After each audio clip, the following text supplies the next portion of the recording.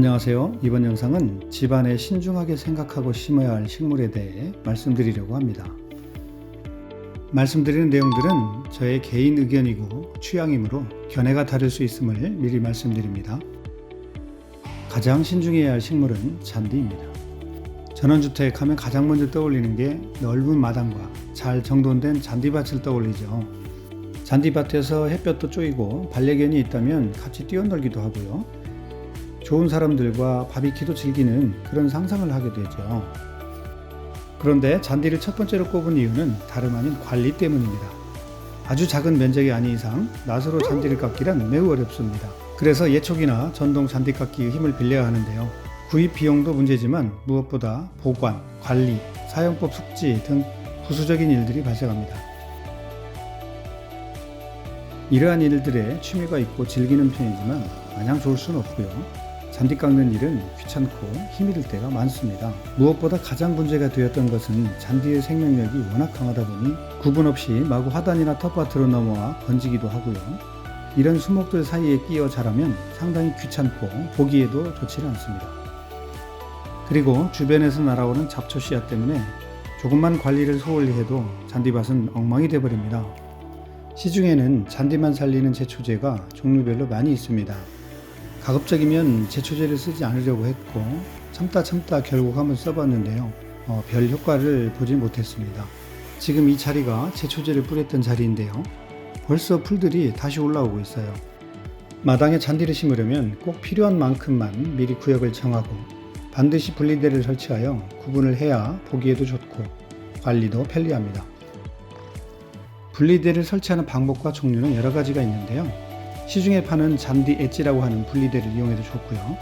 블록이나 시멘트를 이용하여 경계를 주는 방법 등이 있습니다. 그리고 잔디밭에 디딤석을 놓을 경우 디딤석 사이에 잔디를 심지 마시기 바랍니다. 다른 부분보다 잔디가 옷자라 보기에도 안 좋고 통행에도 불편을 주기 때문입니다. 뿌리가 디딤석 밑으로 들어가 다른 아이들보다 양분을 많이 섭취하는지 유난히 디딤석 사이에는 잔디가 왕성하게 자랍니다.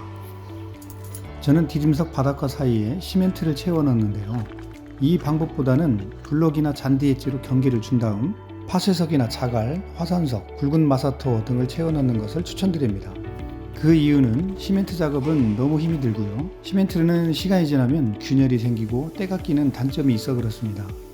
또 하나 시멘트는 조경을 바꾸고 싶을 때 철거도 어렵고 손쉽게 변화를 줄 수 없다는 게 단점입니다. 마지막으로 한 가지 더 말씀드리자면요.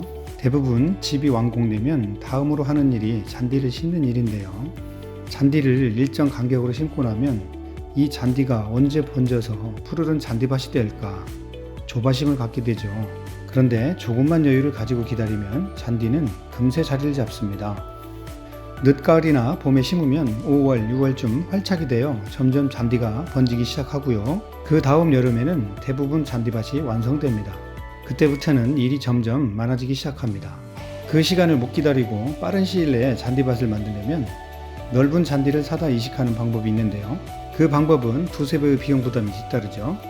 잔디가 조금씩 번져가면서 완전한 잔디밭이 만들어지기까지 그 과정을 보는 것도 재미가 있으니 마음을 비우고 기다리면 충분한 보답을 넘어 지나친 보답을 하는 게 잔디입니다.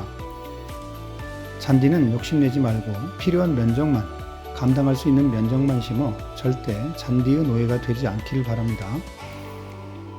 여기까지 신중하게 생각하고 심어야 할 첫 번째 식물, 잔디에 대해서 알아보았습니다. 아파트를 떠나서 시골 생활을 한 지 약 8년 정도 됐는데요. 처음에는 나무와 화초에 대해서 너무 욕심이 많았던 것 같아요.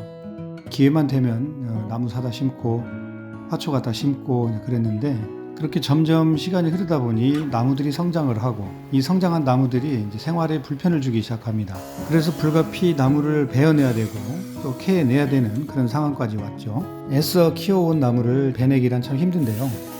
그래도 어쩔 수 없이 나무를 또 베어내야 되는 그런 상황이 발생이 됩니다. 화초들도 마찬가지입니다. 처음에는 참 귀하고 이쁘지만 시간이 흐를수록 정말 악마와 같은 화초가 되어버리는 그런 화초들이 있는데요. 그래서 다음 영상에는 집안에 심을 때 좀 신중하게 생각하고 심어야 할 화초들, 그리고 나무들, 이런 이야기들을 한번 소개해 볼까 합니다.